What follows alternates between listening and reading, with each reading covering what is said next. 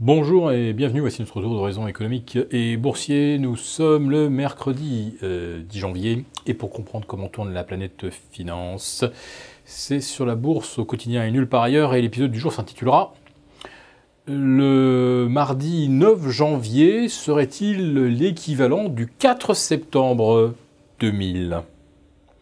Oui, parce qu'hier, le CAC 40 a battu un nouveau record historique absolu. Alors évidemment, quand vous regardez le 20h ou même certaines chaînes financières, vous n'en savez peut-être rien, parce qu'on continue de parler du PX1, du CAC 40 à 5525, qui retrouverait ses niveaux de début janvier 2008.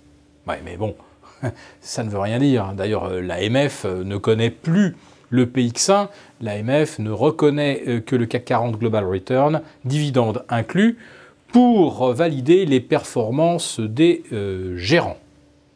Et donc hier, le CAC 40 Global Return s'est inscrit à 14 075. Allez, une dizaine de points de plus que le 1er novembre dernier, 14 066. Et puis pas ce matin, alors 5 points de mieux, 14 080, nouveau record historique absolu. Et ce n'est pas un record comme ça à la marge, puisqu'on se situe exactement 31% au-delà des 10 700 points de début juin 2007 et surtout plus de 41% au-delà du record du 4 septembre 2000 où l'indice CAC culminait alors à 9 740 points. À l'époque, le CAC 40 avait une douzaine d'années d'existence.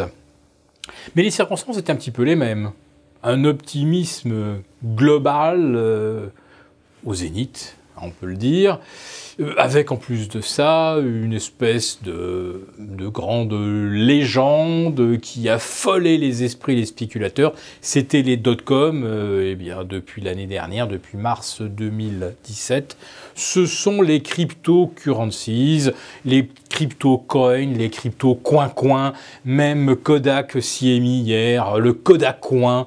Alors qu'est-ce qui se passe ? Est-ce que monsieur tout le monde va se mettre à digitaliser et à blockchainiser son album photo ? Non, Kodak Coin s'adresserait aux artistes. Enfin, c'est un projet totalement fumeux.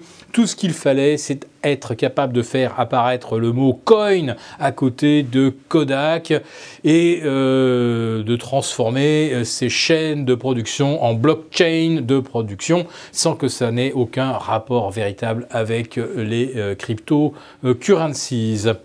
Oui, on s'amuse beaucoup avec ça, mais la plaisanterie finira évidemment par coûter très cher. Mais ce n'est pas le propos donc de cet épisode.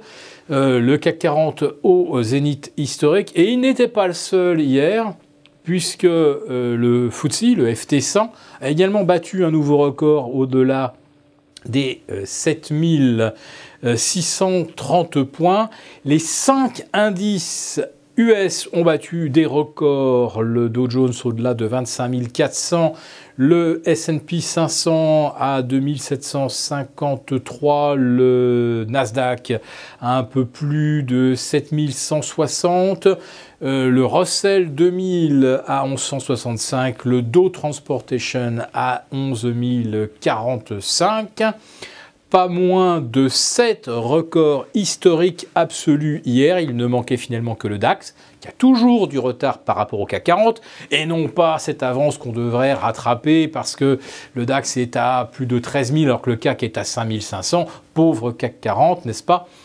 J'ajouterai qu'également le Nikkei a battu presque un record historique, 26 ans. À un peu plus de 23 850. On n'était pas loin de la barre des 24 000. On n'avait pas vu ça donc depuis novembre 1991. Et puis un autre record a été battu également hier, mais ce n'était pas sur un indice boursier, c'était sur le pétrole que l'on a vu atteindre les 63,5. On n'avait pas été aussi haut depuis l'automne 2014. Mais que le pétrole dépasse les 63 $, que les taux longs aient franchi hier le cap des 2,50 aux États-Unis sur le 10 ans, rien de tout cela ne semble préoccuper le marché. D'ailleurs, qu'est-ce qui le préoccupe? Franchement, pas grand-chose. On apprenait également hier que la Banque centrale du Japon va réduire ses achats d'obligations. Alors, on dit que c'est une mesure technique. Enfin bon, c'est quoi? C'est bien une réduction du gonflement de la taille de son bilan. Donc, autrement dit, aujourd'hui, on ne compte plus que sur la Chine pour continuer d'ouvrir les vannes du crédit. Alors, c'est vrai que souvent, avant le nouvel an chinois, la Banque centrale injecte un max. Eh oui, il faut soutenir la consommation, il faut aider les Chinois à passer de bonnes fêtes. Elles auront lieu début février. Alors d'ici là, il est vrai que la liquidité ne manquera probablement pas sur les marchés. Oui, mais après. Eh bien après, il faudra tenir compte de taux longs au-delà des 2,50 aux États-Unis, peut-être au-delà des 0,50 sur le Bund. Il va falloir surveiller ça de très près. Et puis sur les T-bonds américains, il y a un autre seuil à surveiller, c'est 2,63.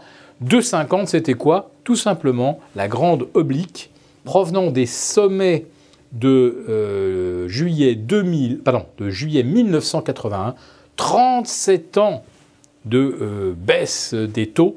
Et hier, on a franchi à la hausse cette grande oblique. Dire que ça n'aura aucune conséquence, eh bien, c'est faire certainement un pari très risqué. D'autant que les encours de subprime automobile sont au plus haut. Les encours de prêts étudiants sont au plus haut. Les encours de crédit revolving sur les cartes de crédit est au plus haut.